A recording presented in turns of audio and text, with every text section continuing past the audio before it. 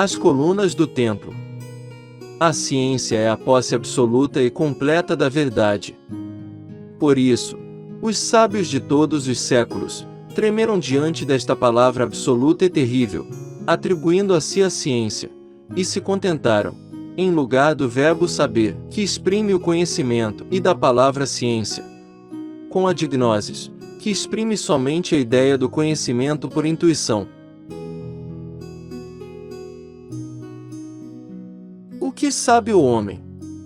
Nada, e entretanto, nada lhe é permitido ignorar. Nada sabe, e é chamado a tudo conhecer. Ora, o conhecimento supõe o binário. O binário é gerador da sociedade e da lei, é também o número da gnose. O binário é a unidade, multiplicando-se por si mesma para criar, e é por isso que os símbolos sagrados fazem sair Eva do próprio peito de Adão. Adão é o tetragrama humano, que se resume no iod misterioso, imagem do falus cabalístico. Junte a este iod o nome ternário de Eva, e formareis o nome de Jeová, o tetragrama divino, que é a palavra cabalística e mágica por excelência. É assim que a unidade, completa na fecundidade do ternário, forma com ele o quaternário, que é a chave de todos os números, de todos os movimentos, e de todas as formas. O quadrado, girando sobre si, produz o círculo que lhe é igual, e está para a quadratura do círculo, como o movimento circular de 4 ângulos iguais, que giram ao redor de um mesmo ponto. O que está em cima, diz Hermes, é igual ao que está embaixo. Eis o binário servindo de medida à unidade, e a relação de igualdade entre o alto e o baixo, eis que forma com eles o ternário. Assim, o cruzamento de 2 produz 4, que, movendo-se, determinam um círculo com todos os seus graus.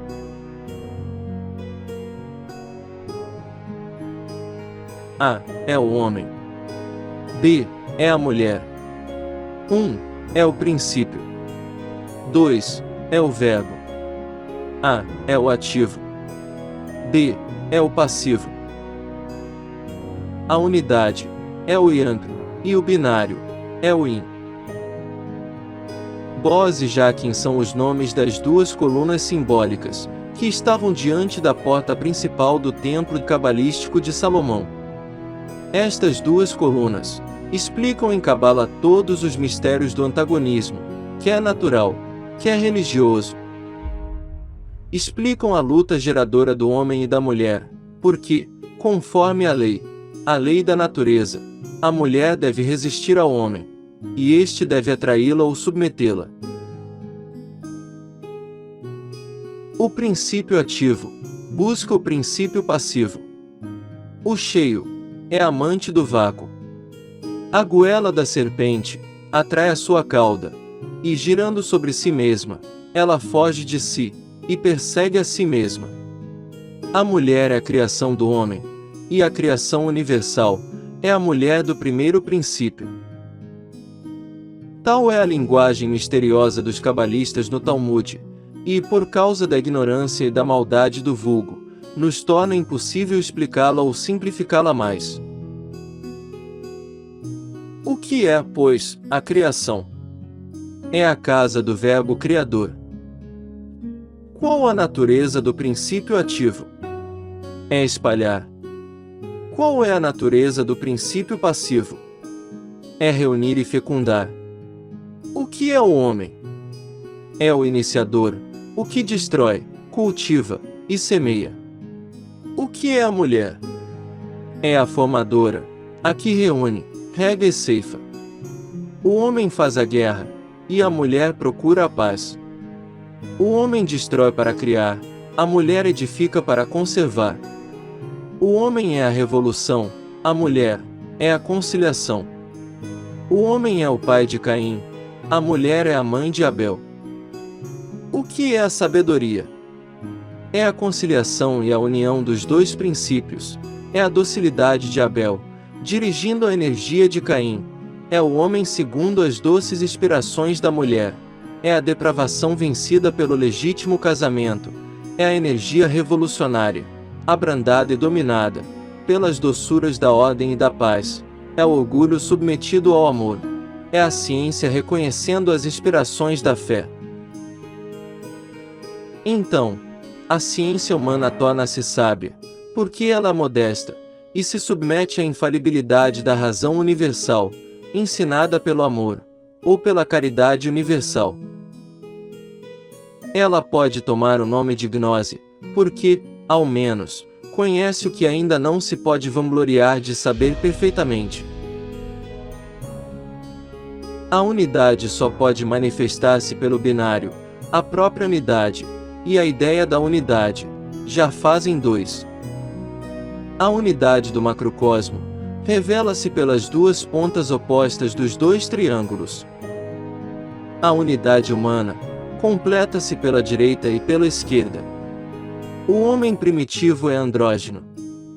Todos os órgãos do corpo humano são dispostos por dois, exceto o nariz, a língua, o umbigo e o iod cabalístico. A divindade, una na sua essência, tem duas condições essenciais, por bases fundamentais do ser: a necessidade e a liberdade. As leis da razão suprema são necessárias em Deus e regulam a liberdade, que é necessariamente razoável e sábia. Para manifestar a verdade, fez possível a dúvida. A sombra é a repulsão da luz, e a possibilidade do erro é necessária para a manifestação temporal da verdade.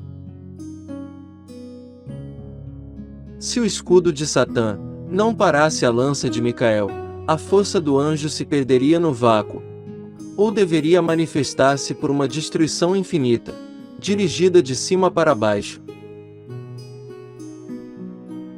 E se o pé de Micael não retivesse Satã na sua ascensão, Satã iria destronar Deus, ou antes se perder nos abismos da altura. Satã é, pois, necessário a Micael, como o pedestal à estátua. E Micael é necessário a Satã, como o freio à locomotiva. Na dinâmica analógica e universal, só há apoio no que resiste. Por isso, o universo é balanceado por duas forças que o mantêm em equilíbrio: a força que atrai e a força que repele. Estas duas forças existem em física, filosofia e religião. Elas produzem, em física, o equilíbrio, em filosofia, a crítica, e em religião, a revelação progressiva. Este mistério é representado pela luta de Eros e Anteros, pelo combate de Jacó com o anjo, pelo equilíbrio da montanha de ouro, que conservam ligadas com a serpente simbólica da Índia, de um lado os deuses, e do outro os demônios. É também figurado pelo caduceu de Emanobis, pelos dois querubins da Arca, pelas duas esfinges do carro de Osíris, pelos dois serafins, o branco e o preto. A sua realidade científica é demonstrada pelos fenômenos da polaridade e pela lei universal das simpatias ou antipatias.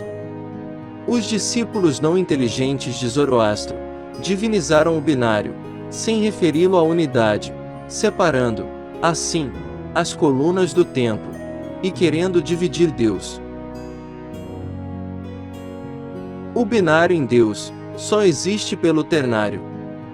Se concebeis o absoluto como dois, é preciso imediatamente concebê-lo como três, para achar o princípio unitário. É por isso que os elementos materiais, análogos aos elementos divinos, se concebem como quatro, explicam-se como dois e, finalmente, só existem como três. A revelação é o binário, todo verbo é duplo ou supõe dois.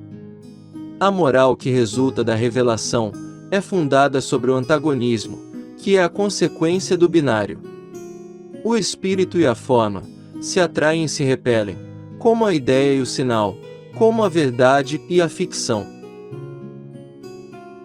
A razão suprema necessita do dogma para se comunicar às inteligências finitas, e o dogma, passando do domínio das ideias ao das formas, se faz participar dos dois mundos, e tem necessariamente dois sentidos que falam sucessivamente ou ao mesmo tempo, quer ao espírito, quer à carne. Por isso, no domínio moral, há duas forças, uma que tenta, e outra que reprime e que espia. Estas duas forças são demonstradas nos mitos do Gênese, pelos personagens típicos de Caim e Abel. Abel oprime Caim por sua superioridade moral. Caim, para libertar-se, imortaliza seu irmão matando, e fica vítima do seu próprio crime. Caim não pôde deixar viver Abel, e o sangue de Abel não deixa mais Caim dormir.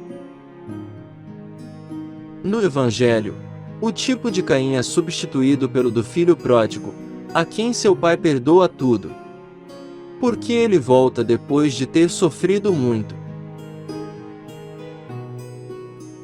Em Deus, há misericórdia e justiça. Ele faz justiça aos justos, e misericórdia aos pecadores. Na alma do mundo, que é o agente universal, há uma corrente de amor, e uma corrente de cólera. Este flui do ambiente, e que penetra em todas as coisas. Este raio destacado da coroa do Sol, e fixado pelo peso da atmosfera, e pela força de atração central, este corpo do Espírito Santo, que chamamos o agente universal, este éter elétrico e magnético, este calórico vital e luminoso, é figurado nos antigos monumentos, pela cintura de Ísis, que se volve e resolve em laço de amor ao redor dos dois polos, e pela serpente que morde a sua cauda, emblema da prudência, e de Saturno. O movimento e a vida consistem na tensão extrema das duas forças. Satisfaria a Deus, dizia o mestre, que fosseis totalmente frio, ou totalmente quente. Com efeito, um grande culpado é mais vivo que um homem fraco e morno, e a sua volta à virtude será em razão direta da energia dos seus desvios. A mulher que deve esmagar a cabeça da serpente é a inteligência, que sempre vence a corrente das forças cegas. Tais são os mistérios hieráticos do binário. Mas existe um, o último de todos, que não deve ser revelado. A razão disso está, conforme Hermes Trismegisto, é preciso conter o vulgo, diz ele ainda, pelo temor do desconhecido, e o Cristo dizia também, não lanceis vossas pérolas aos porcos, para que eles não as pisem, e voltando-se contra vós, não vos devorem. A árvore da ciência do bem e do mal, cujos frutos dão a morte, é a imagem deste segredo hierático do binário.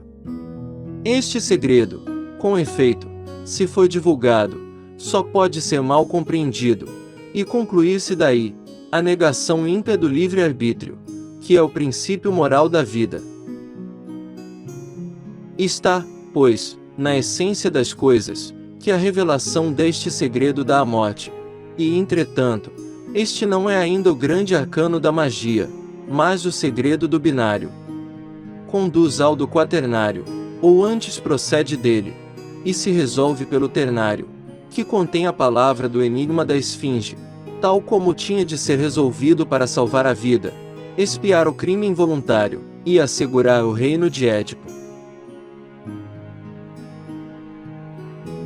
No livro hieroglífico de Hermes, que é também denominado o livro de Tot, o binário é representado, quer por uma grande sacerdotisa tendo os chifres de Ísis, a cabeça coberta, um livro aberto, que oculta pela metade com seu manto, ou pela mulher soberana, a deusa Juno dos gregos, tendo uma das mãos elevada para o céu, e a outra abaixada para a terra, como se formulasse, por este gesto, o dogma único e dualista, que é a base da magia, e que inicia os maravilhosos símbolos da tábua de esmeralda. No Apocalipse de São João, trata-se de dois testemunhos, ou mártires, aos quais a tradição profética dá o nome de Elias e Enoque. Elias, o homem da fé, do zelo e do milagre. Enoque, o mesmo que os egípcios chamaram Enos, e que os fenícios honravam como Cadmo, o autor do alfabeto sagrado, e da chave universal das iniciações ao Verbo, o pai da Cabala, aquele, dizem as santas alegorias, que não morreu como os outros homens, mas que foi arrebatado ao céu, para voltar no fim dos tempos. Diziam, mais ou menos, a mesma coisa do próprio São João, que achou e explicou, no seu Apocalipse, os símbolos do verbo de Enoque. Esta ressurreição de São João e Enoque, esperada nos fins dos séculos de ignorância, será o renovamento das suas doutrinas, pela inteligência das chaves cabalísticas, que abrem o templo da unidade e da filosofia universal, por muito tempo oculta e reservada somente aos eleitos, que o mundo fazia morrer. Mas dissemos que a reprodução da unidade pelo binário conduz forçosamente à noção e ao dogma do ternário, e chegamos, enfim, a este grande número, que é a plenitude e o verbo perfeito da unidade.